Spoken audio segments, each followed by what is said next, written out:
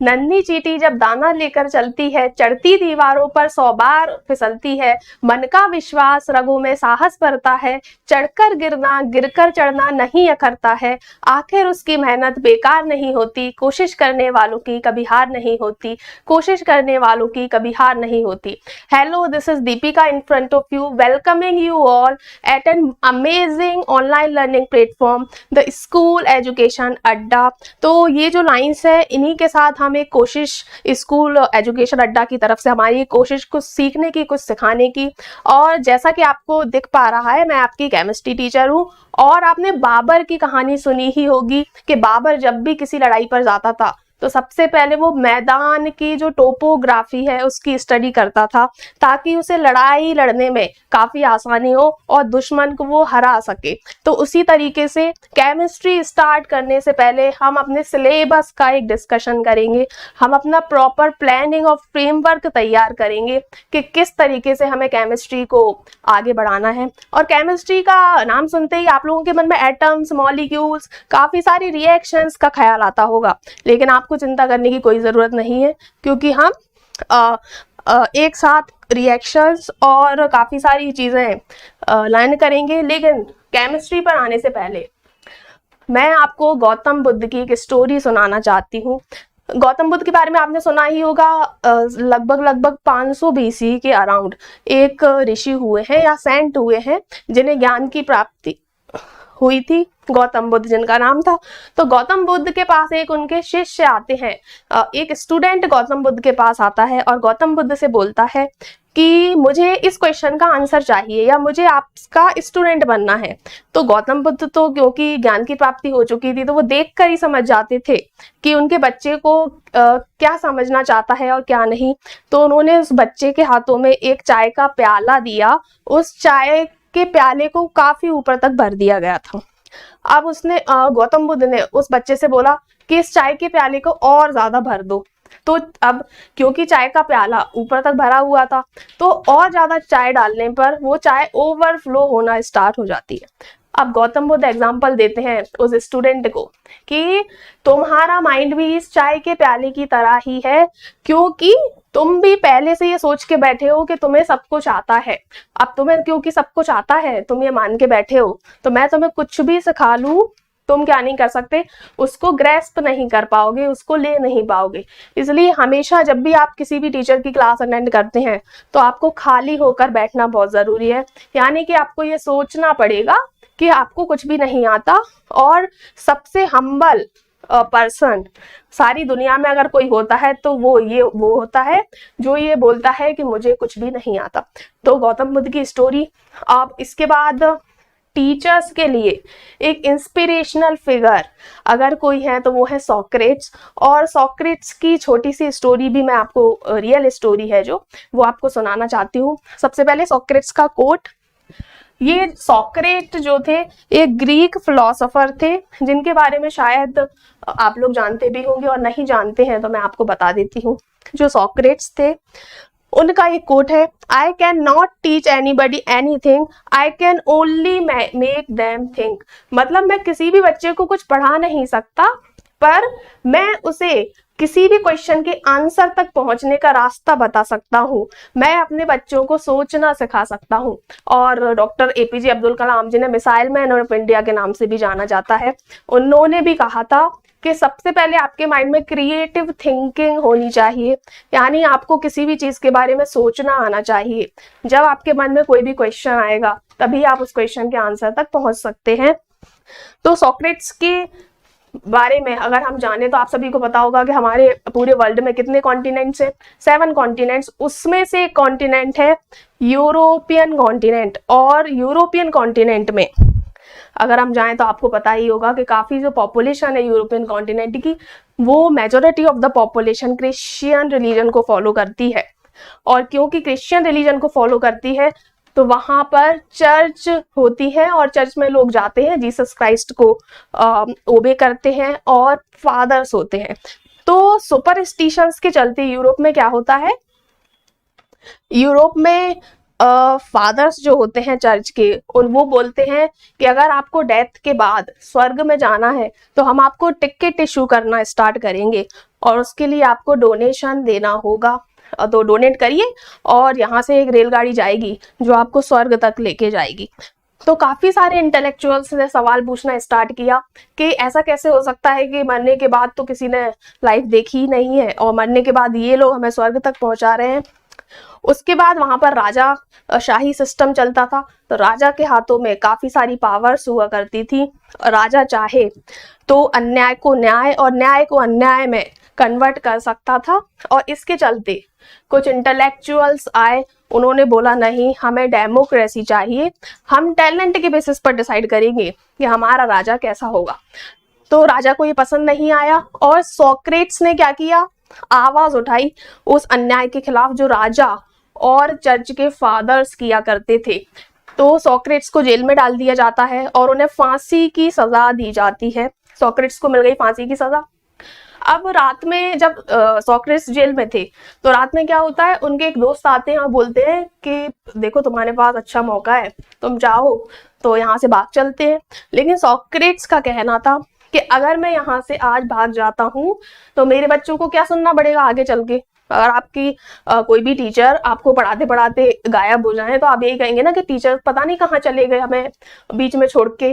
तो ऐसे ही मेरे बच्चों को भी ये सुनना पड़ेगा कि तुम्हारे टीचर भाग के जा चुके हैं और मैंने उनको जो सीख दी है मैं उन्हें वो सीख कंटिन्यू नहीं कर पाएंगे। मेरे जो भी अच्छे अच्छे थॉट्स हैं वो वहीं मेरे साथ यहाँ से चले जाएंगे। लेकिन अगर मैं अभी मर भी जाता हूँ तो मेरे जो विचार हैं, मेरे जो थॉट्स हैं वो आगे अमर हो जाएंगे और मेरे बच्चे डिग्निफाइड लाइफ जी सकेंगे। और इसलिए उन्होंने अपने दोस्त का ऑफर ठुकरा दिया। और उन्होंने कुछ दिनों पहले जब उन्हें पता था ना कि मरने वाले हैं वो, तो उन्होंने अपने बच्चों में पहले ही बोल दिया था कि मैं बच्चों आपके सामने एक डेथ पर एक्सपेरिमेंट परफॉर्म करने वाला हूँ, डेथ पर एक एक्सपेरिमेंट परफॉर्म करूंगा। और राजा ने उनको जहर का प्याला दिया और उन्होंने अपनी विश के अकॉर्डिंग वो करके और सेक्रीफाइस कर दी अपनी लाइफ। तो ये सोक्रेट्स के बारे में था। अब हम आते हैं केमिस्ट्री के सिलेबस के ऊपर। केमिस्ट्री क्लास 11th में आपको आपकी 2 बुक्स हुआ करती थी, पार्ट 1 और पार्ट 2। ऐसे ही क्लास 11th की तरह ही क्लास 12th में भी आपकी 2 बुक्स हैं, पार्ट 1 और पार्ट 2। अब 100 मार्क्स का अगर आपका पेपर होता है तो उसको कुछ इस प्रकार से डिवाइड किया गया है, इस प्रकार से उसका फ्रेगमेंटेशन है कि 70 मार्क्स आपको थ्योरी के लिए मिलते हैं और 30 मार्क्स के आपके प्रैक्टिकल्स होते हैं। और काफ़ी सारे प्रैक्टिकल्स हम इस क्लास में भी परफॉर्म करेंगे। तो 70 मार्क्स में से आपको ये चैप्टर्स दिखाई दे पा रहे होंगे, solution, electrochemistry and chemical kinetics. ये तीनों चैप्टर आपके पार्ट 1 बुक में दिए गए हैं और इन्हें फिजिकल केमिस्ट्री के अंदर पढ़ा जाएगा।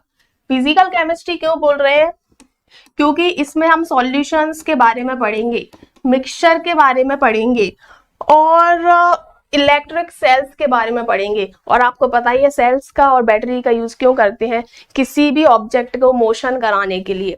तो कोई भी चीज चल रही है और उस चीज को आप देख भी सकते हैं और छू भी सकते हैं। तो जिन चैप्टर्स में हम काइनेटिक एनर्जी के बारे में पढ़ेंगे या मोशन के बारे में पढ़ेंगे, उन तीनों चैप्टर्स को फिजिकल केमिस्ट्री के अंदर पढ़ा जाएगा। तो ये तीनों चैप्टर्स आपके फिजिकल केमिस्ट्री के। उसके बाद D and F block elements, coordination compounds और haloalkanes and haloarenes. उसके बाद एल्कोहल, फिनॉल और ether, aldehydes, ketones and carboxylic acids, amines और बायोमोलिक्यूल्स। ये सारे आपके चैप्टर्स। नेक्स्ट जो 2 चैप्टर्स हैं वो चैप्टर्स हैं आपके इनऑर्गेनिक केमिस्ट्री के। इनऑर्गेनिक केमिस्ट्री के नेक्स्ट 2 चैप्टर्स और लास्ट के 4 चैप्टर्स आपके ऑर्गेनिक केमिस्ट्री। ऑर्गेनिक का मतलब होता है जिसमें कार्बन, हाइड्रोजन और ऑक्सीजन मेन तौर पर जिन कंपाउंड्स में प्रेजेंट होते हैं उन्हें ऑर्गेनिक केमिस्ट्री में पढ़ा जाता है। इसमें हम नॉमेनक्लेचर के बारे में पढ़ेंगे। और लास्ट जो चैप्टर होगा आपका वो केमिस्ट्री एंड डेली लाइफ, या फिर कह सकते हैं बायो केमिस्ट्री के अंदर आएगा। इस चैप्टर को हम बायोकेमिस्ट्री के अंदर पढ़ते हैं। अब हम सारे सिलेबस को डिटेल में देखना स्टार्ट करेंगे बायोकेमिस्ट्री, क्योंकि कार्बोहाइड्रेट्स, विटामिन, मिनरल्स, इन सारी चीजों को मिलाकर ही हमारी बॉडी बनी होती है। तो ये आपने देख लिया सॉल्यूशन, इलेक्ट्रोकेमिस्ट्री और केमिकल काइनेटिक्स, ये 3 चैप्टर्स हैं हमारे फिजिकल केमिस्ट्री के। D and F block elements और कोऑर्डिनेशन कंपाउंड, ये है हमारे इनऑर्गेनिक केमिस्ट्री के चैप्टर्स।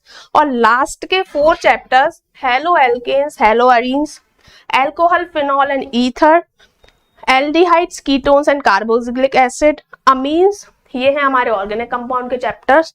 और उसके बाद होगा बायोमोलिक्यूल्स, यानी कि लिविंग ऑर्गेनिजम्स में कौन कौन से केमिकल्स यूजफुल होते हैं, carbohydrates, magnesium, potassium, calcium, protein, इन सब का आपने नाम सुना होगा। तो बायोमोलिक्यूल्स वाला चैप्टर हमारा लास्ट चैप्टर है। अब हम सिलेबस को एक बार डिटेल में देख लेते हैं। डिटेल में सिलेबस, सबसे फर्स्ट चैप्टर है हमारा सॉल्यूशन। देखिए सॉल्यूशन चैप्टर, तो आपने सॉल्यूशन के बारे में तो सुना ही होगा। जब गुलाब जामुन बनाए जाते हैं तो सबने गुलाब जामुन की चाशनी भी खाई होगी। और गुलाब जामुन की चाशनी कैसे बनाई जाती है, पानी लिया, उसमें शुगर डाली, उसको थोड़ा सा बॉईल किया और चाशनी तैयार है, और गोल मटोल गुलाब जामुन आप खा के गोल मटोल हो ही रहे हो। तो गुलाब जामुन की जो चाशनी है वो एक सॉल्यूशन का एग्जाम्पल है, शुगर सॉल्यूशन का एग्जाम्पल है। उसके बाद अगर सैंड को पानी में डाल देते हैं तो वो भी एक सॉल्यूशन का एग्जाम्पल है। तो जितने भी सॉल्यूशंस के टाइप्स हो सकते हैं, होमोजीनस सॉल्यूशन, हेट्रोजीनस सॉल्यूशन, इनको अलग अलग, सॉल्यूट और सॉल्वेंट को अलग अलग करने की फिजिकल प्रोसेसेस क्या क्या है, ये सारी चीजें हम सॉल्यूशन नाम के चैप्टर में पढ़ेंगे। उसके बाद सॉल्यूबिलिटी, सॉल्यूबिलिटी क्या होती है, कोई भी अगर सॉल्यूशन बनाया जाता है तो उसमें क्या होता है, एक सॉल्यूट होता है, दूसरा होता है सॉल्वेंट। अगर मैंने पानी को यूनिवर्सल सॉल्वेंट बोला जाता है, इसका रीजन मैं आगे बताऊंगी कि ऐसा क्यों है कि पानी में हर चीज घुल सकती है, इसी वजह से पानी को यूनिवर्सल सॉल्वेंट बोला जाता है। तो अगर वाटर मैंने लिया है एक ग्लास में, तो वाटर क्या हो जाएगा, सॉल्वेंट। और उसमें अगर मैं कोई भी नमक या शक्कर डाल रही हूँ तो जो चीज डिसॉल्व करूंगी सॉल्वेंट में उसको बोलेंगे कि सॉल्यूट है। तो सॉल्यूट किसी भी सॉल्वेंट में कैसे मिलेगा, या कौन कौन से फैक्टर्स होंगे जो सॉल्यूट और जो सॉल्यूट है उसको सॉल्वेंट में डिसॉल्व कराने में हेल्पफुल होंगे, उन फैक्टर्स को, टेम्परेचर हुआ, प्रेशर हुआ, इनको हम इस चैप्टर में पढ़ेंगे। उसके बाद वेपर प्रेशर और ideal and non ideal solutions, यहाँ पर हम पढ़ेंगे रॉल्स लॉ के बारे में। जो भी सॉल्यूशंस रॉल्स लॉ को फॉलो करेंगे उन्हें आइडियल सॉल्यूशन बोलेंगे, और जो नहीं फॉलो करेंगे उनको नॉन आइडियल सॉल्यूशन बोलेंगे। लेकिन रॉल्स लॉ क्या होता है ये चैप्टर में आगे बढ़ने पर पता चलेगा। उसके बाद colligative properties, determination of molar mass. Colligative properties में हम पढ़ेंगे कैसे किसी भी मैटर का फ्रीजिंग पॉइंट और ज्यादा कम किया जा सकता है, कैसे किसी भी मैटर का बॉइलिंग पॉइंट और ज्यादा इंक्रीज किया जा सकता है। ये सारी प्रॉपर्टीज हम पढ़ने वाले हैं इस सॉल्यूशन नाम के चैप्टर में। मोलैरिटी, मोलैलिटी, मोलर मास, ये सारा हम 11 चैप्टर में पढ़ के आए, 11th क्लास में पढ़कर आए हैं। और आपको ये चिंता करने की बिल्कुल भी जरूरत नहीं है कि मैंने 11th में अच्छे से पढ़ाई नहीं की थी या 11th में मेरे कम मार्क्स आए थे, उससे कोई फर्क नहीं पड़ता। गौतम बुद्ध की कहानी बताई थी ना मैंने आपको कि अगर आप किसी भी टीचर की क्लास में बैठे हैं तो आप में जानने की इच्छा होनी चाहिए, आपको ये फील होना चाहिए कि मुझे कुछ सीखना है। अगर आपके अंदर ये वाली फीलिंग होगी तो जो गौतम बुद्ध हैं उन्होंने अपने शिष्यों को काफी कुछ सिखाया, ऐसे ही आपके टीचर्स आपको कुछ कुछ सिखाएंगे।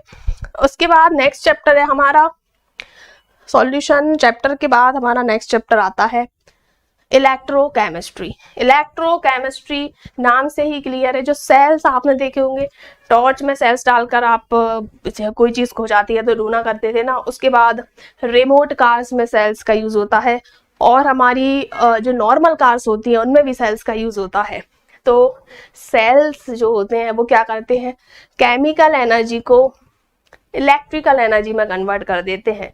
तो सेल्स के बारे में हम यहाँ पढ़ेंगे, बैटरीज के बारे में पढ़ेंगे, आपने बैटरीज, जनरेटर में बैटरीज का यूज होता है, बैटरीज के बारे में पढ़ेंगे। उसके बाद हम फ्यूल बैटरीज के बारे में पढ़ेंगे या फिर फ्यूल सेल्स के बारे में पढ़ेंगे। और फ्यूल सेल्स का मतलब क्या होता है, जो हम रॉकेट्स में यूज करते हैं। अब रॉकेट्स में हम क्या यूज करते हैं, हाइड्रोजन और ऑक्सीजन, तो इन सारे सेल्स को हम पढ़ेंगे इलेक्ट्रोकेमिस्ट्री में। उसके बाद कोरोजन के बारे में, कोरोजन का आपने सुना ही होगा, क्या मतलब होता है, जब भी कोई भी सब्सटेंस या कोई भी मेटल गैसेस और वाटर से रिएक्ट कर लेता है तो उसके ऊपर एक अनवांटेड लेयर चढ़ जाती है, जैसे कोरोजन का नाम लेते हैं।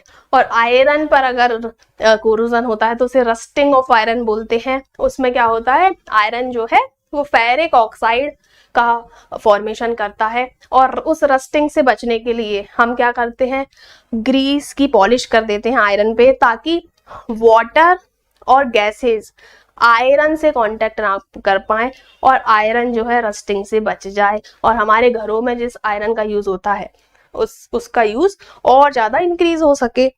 तो कोरोजन के बारे में भी हम पढ़ेंगे इलेक्ट्रोकेमिस्ट्री में। उसके बाद हमारा नेक्स्ट चैप्टर होगा केमिकल काइनेटिक्स। तो केमिकल काइनेटिक्स में हम क्या क्या पढ़ने वाले हैं, रेट ऑफ केमिकल रिएक्शन। आप लोगों को पता ही होगा कि जैसे मान लीजिए मुझे दो रिएक्टेंट्स हैं, मेरे पास कोई दो मटेरियल है, एक है मेरे पास हाइड्रोजन, दूसरा है मेरे पास ऑक्सीजन। दोनों को कंबाइन करके थर्ड प्रोडक्ट क्या देखने को मिलेगा, मुझे वाटर देखने को मिलेगा। तो कोई भी रिएक्शन कैसे फास्ट हो सकती है, क्या क्या फैक्टर्स होते हैं उस रिएक्शन को फास्ट करने के लिए, टेम्परेचर इंक्रीज करना पड़ेगा या प्रेशर इंक्रीज करना पड़ेगा, ये सारी चीजें हम केमिकल काइनेटिक्स में पढ़ेंगे। उसके बाद collision theory of chemical reactions, ये भी टेम्परेचर का इफेक्ट रेट ऑफ रिएक्शन पे क्या होता है, ये भी हम किस में पढ़ेंगे, केमिकल काइनेटिक्स नाम के चैप्टर में। उसके बाद हमारा फोर्थ चैप्टर है D and F block elements. अब देखिए मैं आपको पीरियोडिक टेबल बना के दिखाती हूँ। आपने सभी ने पीरियोडिक टेबल तो देखी ही होगी। ऐसे ये इस तरीके से कुछ हमारी पीरियोडिक टेबल दिखाई देती है। ये पीरियोडिक टेबल है। इस ब्लॉक को बोलते हैं एस ब्लॉक, इसे बोलते हैं पी ब्लॉक, इसे बोलते हैं डी ब्लॉक, और यहाँ पर दो सीरीज होती हैं उसे बोलते हैं F block elements, F block elements. तो यहाँ हमारा चैप्टर है F and D block elements को पढ़ना। तो D and F block elements को हम रीड करेंगे, और यही एफ ब्लॉक एलिमेंट्स जो है इनकी भी दो सीरीज होती हैं जिसे बोलते हैं लैंथेनाइड सीरीज और एक्टिनाइड सीरीज। इनके बारे में भी हम कहाँ पढ़ेंगे, इस फोर्थ चैप्टर में पढ़ेंगे। उसके बाद applications of D block elements and F block elements in our daily life. तो साइंस में कॉपर का यूज आपने देखा होगा, सिल्वर का यूज आपने देखा होगा, तो ये सारे डी ब्लॉक के एलिमेंट्स हैं। तो इनका यूज हमारी डेली लाइफ में क्या है, ये भी हमें देखने को मिलेगा इस चैप्टर में। नेक्स्ट चैप्टर होगा हमारा कोऑर्डिनेशन कंपाउंड्स। आपने एटम का स्ट्रक्चर पढ़ा होगा। एटम के स्ट्रक्चर में हमें क्या देखने को मिलता है, किसी भी एटम की आउटर मोस्ट शेल में जो इलेक्ट्रॉन्स होते हैं केवल वही रिएक्शन में पार्टिसिपेट करते हैं। एक एटम है, उसके बीच में न्यूक्लियस होता है, न्यूक्लियस में होते हैं प्रोटॉन और न्यूट्रॉन, और एटम का जो पूरा वजन होता है, जो मास होता है, वो उस न्यूक्लियस की वजह से होता है।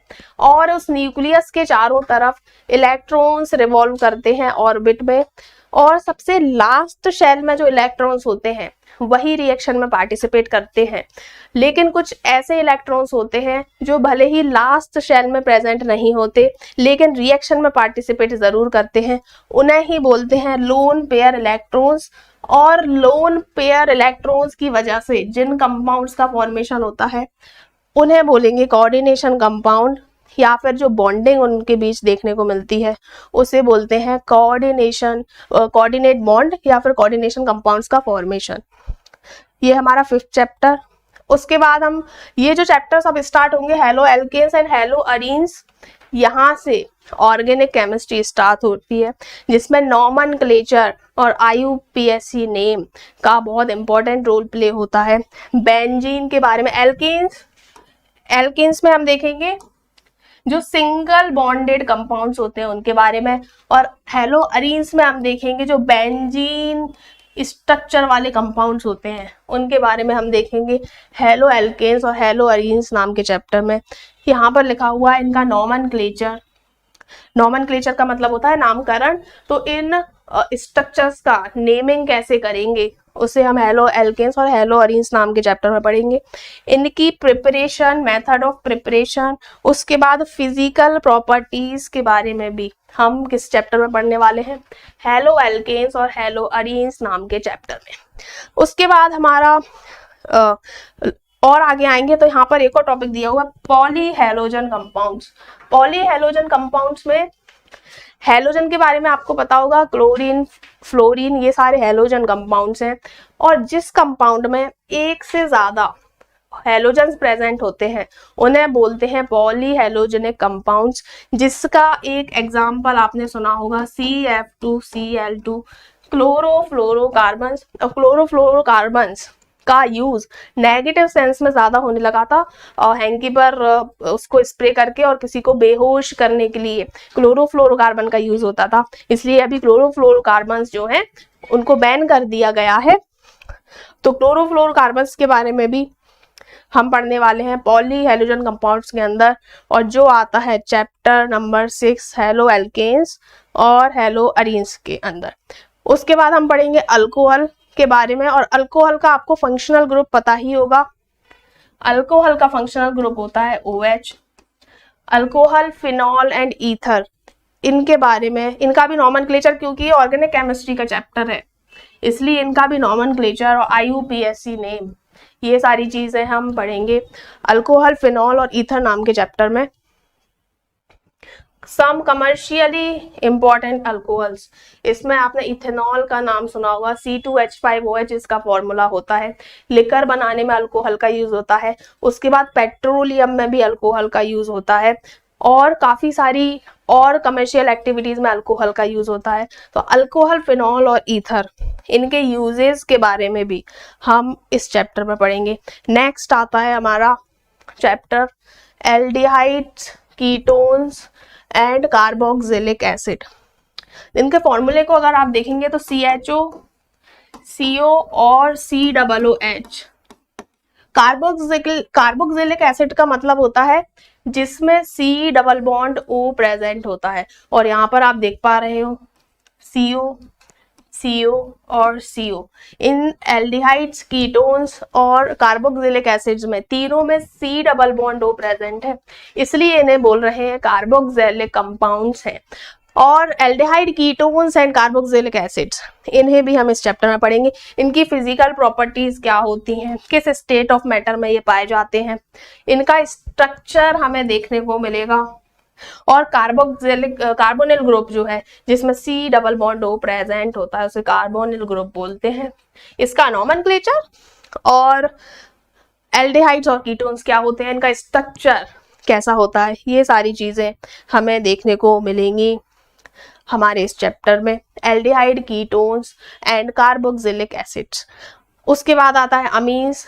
अमीन्स क्या होते हैं, इनका स्ट्रक्चर कैसा होता है, फिजिकल प्रॉपर्टीज कैसी होती हैं, इन सभी की केमिकल रिएक्शंस, स्ट्रक्चर और क्लासिफिकेशन के बारे में हम अमीन्स नाम के चैप्टर में पढ़ेंगे। नेक्स्ट चैप्टर है हमारा, अमीन्स में ही आगे कंटिन्यू करेंगे तो method of preparation of diazonium salts. यहाँ पर N2Cl इसका फॉर्मूला होता है, डाइजोनियम सॉल्ट्स का फॉर्मूला N2Cl। तो सॉल्ट फॉर्मेशन, डाइजोनियम सॉल्ट्स कैसे फॉर्म होते हैं उनके बारे में, फिजिकल और केमिकल प्रॉपर्टीज के बारे में, और उसके बाद importance of diazonium salts in synthesis of 276 aromatic compounds. Aromatic compounds का फॉर्मेशन अजोनियम सॉल्ट्स का यूज करके किस प्रकार से कर सकते हैं, ये सारी चीजें हम इस चैप्टर में पढ़ेंगे। उसके बाद हमारा लास्ट चैप्टर है बायोमोलिक्यूल्स। अब ये चैप्टर जो बायोलॉजी के स्टूडेंट्स हैं उनको काफ़ी इंटरेस्टिंग भी लगता है, क्योंकि ये सेम चैप्टर बायोलॉजी में भी दिया हुआ है। पर जो मैथ्स के स्टूडेंट्स हैं उनको भी चिंता करने की कोई ज़रूरत नहीं है, क्योंकि बायोमोलिक्यूल्स में हम केवल अपनी बॉडी के बारे में ही पढ़ने वाले हैं। तो चाहे बायोलॉजी का स्टूडेंट हो या फिर केमिस्ट्री का या मैथ्स का, सबकी बॉडी तो होती ही है। तो बायोमोलिक्यूल्स में क्या पढ़ेंगे? नॉर्मली हम पढ़ेंगे कार्बोहाइड्रेट्स के बारे में, polysaccharide, monosaccharide, disaccharide, glucose, starch, इनके बारे में हम पढ़ेंगे। उसके बाद प्रोटीन्स, हमारी 60 to 70% बॉडी प्रोटीन से बनी हुई है, और protein structural formation of body के लिए बहुत ज़रूरी होता है। तो प्रोटीन्स के बारे में हम पढ़ने वाले हैं। एंजाइम्स, एंजाइम्स क्या होती हैं? बायोलॉजिकल कैटालिस्ट होती हैं। हमारे बॉडी में जितनी भी मेटाबॉलिक और कैटाबॉलिक रिएक्शंस होती हैं, उन रिएक्शंस को परफॉर्म करने के लिए हमें एंजाइम्स की ज़रूरत पड़ती है, इसलिए एंजाइम्स के बारे में हम पढ़ेंगे। उसके बाद विटामिन के बारे में हमें पढ़ना है, विटामिन B12 के बारे में, विटामिन ए, विटामिन सी के बारे में आप लोगों ने सुना होगा कि जितने भी खट्टे फल होते हैं वो सभी फल सोर्स होते हैं विटामिन सी का, और विटामिन सी जो है इम्यूनिटी बूस्ट करने का काम करता है। इसलिए जो एथलीट्स होते हैं, जो स्पोर्ट्स पर्सन्स होते हैं, उनको सलाह दी जाती है कि आप विटामिन सी जितना ज़्यादा हो सके अपने डाइट में शामिल करिए, क्योंकि आपको इम्यूनिटी बूस्ट करना बहुत ज़रूरी है। इसलिए आंवला, संतरे और काफ़ी सारी खट्टे जो फल हैं उन सभी का यूज़ करते हैं विटामिन सी को बढ़ाने के लिए। न्यूक्लिक एसिड्स और हार्मोन्स, हार्मोन्स के बारे में आप लोगों को पता ही होगा, काफ़ी सारे हार्मोन्स हमारे बॉडी में सीक्रेट हो रहे होते हैं, और वो हार्मोन्स, कुछ ऐसे हार्मोन्स हैं जो हमें हैप्पीनेस का फील कराते हैं, कुछ ऐसे हार्मोन्स हैं जो हमें सैडनेस का फील कराते हैं। तो काफ़ी सारे हार्मोन्स हैं, उनके बारे में हम पढ़ेंगे। आप लोगों ने चाय और कॉफ़ी के बारे में सुना होगा, आप में से मोस्टली बच्चे शायद चाय और कॉफ़ी पीते भी हो। तो निकोटीन और कैफीन, आज मैं आपको न्यूरोट्रांसमीटर के बारे में थोड़ा सा बता देती हूँ कि न्यूरोट्रांसमीटर्स क्या होते हैं। जैसे मैं आपको पढ़ा रही हूँ और मैं ये पेन जो है इसका यूज़ कर रही हूँ डिजिटल बोर्ड पर, मैं अपने हैंड्स का मूवमेंट कर रही हूँ, तो मुझे कैसे पता चला कि मुझे अब ये बोलना है? मैं तो आके कुछ भी बोल के जा सकती हूँ, तो मुझे कैसे पता चला कि मुझे यही बोलना है? मेरा हैंड इस तरीके से मूवमेंट ही क्यों कर पा रहा है? तो मुझे मेरे माइंड से कुछ इंस्ट्रक्शंस मिल रहे हैं। हमारी बॉडी में काफ़ी सारी नर्व्स हैं, यहाँ पर आप हैंड्स में देखेंगे या पूरी बॉडी में देखेंगे, काफ़ी सारे नर्व्स का एक नेटवर्क है हमारी बॉडी। तो उन नर्व्स में ब्रेन से कुछ केमिकल्स रिलीज होते हैं, उन केमिकल्स को नाम दिया जाता है न्यूरोट्रांसमीटर्स। ट्रांसमीटर्स का मतलब क्या होता है? जो मेरे ब्रेन से मेरी बॉडी को मैसेज दे रहे हैं कि हाँ अब तुम्हें ये बोलना है, तुम्हें ये खाना है, तुम्हें ये लिखना है। तो और न्यूरो मतलब क्या होता है? ब्रेन। तो ब्रेन से कुछ केमिकल्स उन नर्व्स के थ्रू मेरी पूरी बॉडी में जा रहे हैं, और उससे मुझे पता चल पा रहा है कि मुझे अब ये काम करना है। तो ऐसे केमिकल्स जो ब्रेन से नर्व्स के थ्रू हमारी बॉडी तक जाते हैं और हमें बताते हैं, हमें गाइड करते हैं कि हमें क्या करना है, उन्हें बोलते हैं न्यूरोट्रांसमीटर्स। और उन न्यूरोट्रांसमीटर्स की कंपोजिशन कैसी होती है? जो कंपोजिशन निकोटीन और कैफीन की होती है। तो अब क्योंकि हमारी बॉडी, देखो हमारी बॉडी का एक अच्छा सिंपल सा रूल है कि जिस चीज की जरूरत नहीं बॉडी उसे बनाना बंद कर देती है। जैसे पहले लोग कच्चा खाना खाते थे, जब फायर का इन्वेंशन नहीं हुआ था, तो जो एंसेस्टर्स थे वो कच्चा खाना खाते थे। तो सेल्यूलोज को पचाने के लिए यहाँ हमारी इंटेस्टाइन में नीचे की साइड एक वर्मीफॉर्म अपेंडिक्स नाम का ऑर्गन हुआ करता था, जिसका काम था डाइजेशन प्रोसेस में हेल्प करना और जो सेल्यूलोज को पचाने का काम करता था। अब फिर हुआ फायर का इन्वेंशन। अब आदि मानव ने सोचा, एंसेस्टर्स ने सोचा कि क्यों ना हम, अब एक बार क्या होता है, आग जल रही होती है और अचानक से एक मांस का टुकड़ा उस आग में गिर जाता है। अब लोगों ने उसको उठा के खा लिया, तो लोगों ने सोचा हाँ ये तो बहुत टेस्टी हो गया, तो अब क्यों ना हम पका हुआ खाना खाएं। फिर फायर के इन्वेंशन के बाद जब पका हुआ खाना स्टार्ट कर दिया, तो फिर कच्चे खाने की तो वैल्यू घट गई और सब पका हुआ खाने लगे, और पका हुआ खाना खाते हैं तो वर्मीफॉर्म अपेंडिक्स की ज़रूरत नहीं पड़ती है, क्योंकि कच्चा खाना खाने के लिए अगर कच्चा खाना खाते थे पहले के लोग, तो उनको खाना पचाने के लिए वर्मीफॉर्म अपेंडिक्स नाम के ऑर्गन की जरूरत पड़ती थी। और क्योंकि अब लोगों ने पका हुआ खाना खाना स्टार्ट कर दिया, तो आज हमारे डाइजेस्टिव सिस्टम में वर्मीफॉर्म अपेंडिक्स नाम की कोई भी चीज मौजूद नहीं है। ऐसे ही न्यूरोट्रांसमीटर्स के साथ है। न्यूरोट्रांसमीटर्स केमिकल्स होते हैं जो हमारे ब्रेन से पूरी बॉडी में रिलीज होते हैं, और वो केमिकल्स ही हमारे बॉडी पार्ट्स को बताते हैं कि आज आपको जो है लिखना है, आज आपको सुबह जल्दी उठना है। ये गाइड करने का काम वो न्यूरोट्रांसमीटर्स करते हैं। अब अगर आप निकोटीन और कैफीन लेते हो या चाय और कॉफी लेते हो, तो चाय और कॉफी में भी क्या प्रेजेंट है? वही न्यूरोट्रांसमीटर के कंपोजिशन वाली निकोटीन और कैफीन। यानी अब आप न्यूरोट्रांसमीटर्स कहाँ से लेने लग गए? बाहर से लेने लग गए। तो बॉडी न्यूरोट्रांसमीटर्स बनाना कम कर देती है, क्योंकि आपने सेम वैसा ही मटेरियल चाय और कॉफी के थ्रू निकोटीन और कैफीन के फॉर्म में लेना स्टार्ट कर दिया है। इसलिए जब चाय की आदत छोड़ने लगते हैं लोग, तो उनको एक क्रेविंग होती है कि नहीं, चाय मिलना चाहिए, क्योंकि बॉडी ने तो न्यूरोट्रांसमीटर बनाना स्टार्ट कर दिया। क्योंकि बॉडी को तो पता है कि आप तो चाय पीते हो, तो आपको ओरिजिनल न्यूरोट्रांसमीटर्स की जरूरत है ही नहीं, आप तो निकोटीन ले लोगे। तो बॉडी में क्रेविंग होती है कि नहीं, अब मैं क्या करूं, और फिर चाय पीना पड़ जाता है। इसलिए बोला जाता है कि बाहर से आपको निकोटीन और कैफीन नहीं लेना चाहिए, क्योंकि उनकी कॉम्पोजिशन न्यूरोट्रांसमीटर्स जैसी ही होती है जो हमारी बॉडी ओरिजिनली फॉर्म करती है। और फिर एडिक्टेड हो जाते हैं, तो चाय और कॉफी के बिना फिर काम करने में भी मन नहीं लगता, नींद आती है, ऐसी काफ़ी सारी चीज़ें होती हैं। इसलिए जो पढ़ने वाले बच्चे हैं उनको चाय और कॉफ़ी नहीं पीना चाहिए। अब बाकी सारे जूस हैं, और जूस भी आपको फ्रूट्स ही खाने चाहिए, क्योंकि फ्रूट्स में फाइबर्स होते हैं, तो जूस भी पीना चाहिए। और हो सके तो फ्रूट्स आपको खाना चाहिए हेल्दी रहने के लिए, क्योंकि जब जूस बनता है तो जो उसमें से फाइबर्स होते हैं ना फ्रूट्स में से, वो चले जाते हैं, और वो फाइबर्स हमारे हेल्थ के लिए बहुत ज़्यादा बेनिफिशियल होते हैं। इसलिए निकोटीन और कैफीन नहीं लेना चाहिए। क्यों? क्योंकि फिर न्यूरोट्रांसमीटर्स जो है हमारी बॉडी में, वो बॉडी बनाना बंद कर देती है, कम कर देती है, फिर आपको एडिक्शन हो जाता है, और किसी भी चीज़ का एडिक्शन नहीं करना चाहिए। तो ये आज का हमारा सिलेबस डिस्कशन था। कल से हम अपना नेक्स्ट चैप्टर स्टार्ट करेंगे। उससे पहले थोड़ा सा साइंस का इंट्रोडक्शन लेंगे कि केमिस्ट्री में तो हमें पता चल गया कि केमिस्ट्री में हम क्या पढ़ते हैं, एटम्स, मॉलिक्यूल्स, एक स्टेट से दूसरे स्टेट में कोई भी चीज़ कैसे कन्वर्ट हो जाती है, जैसे आइस का वाटर में कन्वर्ट होना, और फिर वाटर का वेपर में कन्वर्ट होना, तो साइंस कैसे कहते हैं। उसके बाद केमिस्ट्री पर हम आएंगे कि केमिस्ट्री का मतलब क्या होता है, केमिस्ट्री में क्या क्या पढ़ा जाता है। फिर हम लोग स्टार्ट करेंगे अपना चैप्टर जिसका नाम होगा सॉल्यूशन, और हम बहुत बेसिक्स से स्टार्ट करेंगे। आप लोगों को कोई भी टेंशन लेने की ज़रूरत नहीं है कि एटम्स क्या होते हैं, मॉलिक्यूल्स क्या होते हैं, 11वीं क्लास में पढ़ा था, आप तो भूल चुके हैं। तो जो भी भूल चुके, हमारा काम है आपको याद दिलवाना। जैसे वो हनुमान जी अपनी शक्ति भूल गए थे, तो उनको एक जो वो वानर हुआ करते थे, उनने याद दिलाया था कि भाई हनुमान जी, आप में भी शक्ति है, आप भी समुद्र पार करके लंका तक जा सकते हो। ऐसे ही हमारा काम है, आप कुछ चीज़ें अपनी शक्तियाँ भूल चुके हो तो हम उन्हें याद करवाएंगे, आपको याद दिलाएंगे। और ये सिलेबस है हमारा। 70% जो है आपका थ्योरेटिकल पोर्शन है, और 30 मार्क्स आपको मिलेंगे प्रैक्टिकल्स के।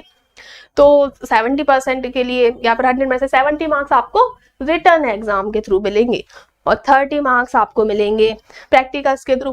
काफ़ी सारे प्रैक्टिकल्स हम यहाँ परफॉर्म भी करेंगे लाइव। और आपको कभी भी मार्क्स के लिए नहीं पढ़ना है कि मार्क्स लाना है इसलिए मुझे केमिस्ट्री पढ़नी है। आपको केमिस्ट्री के बारे में नॉलेज होना चाहिए, क्योंकि काफ़ी सारे केमिकल्स का ही यूज़ हम कर रहे होते हैं अपने डेली लाइफ में, और हमें पता भी नहीं होता कि हम केमिस्ट्री को जी रहे हैं।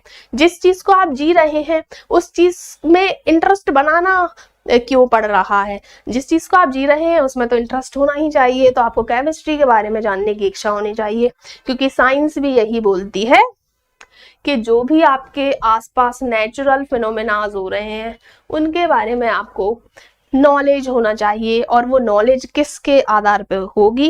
एक्सपेरिमेंट्स और ऑब्जर्वेशन के बेसिस पर। तो आज के लिए इतना ही। आई होप आप सभी को केमिस्ट्री का सिलेबस समझ में आया होगा। और जंग में जाने से पहले हमें एक फ्रेमवर्क, एक स्ट्रेटेजी की ज़रूरत होती है जो हमने तैयार कर ही ली है। तो कल से हम अपना नेक्स्ट चैप्टर स्टार्ट करेंगे पूरा बेसिक्स से। So thank you so much for watching और बाय बाय।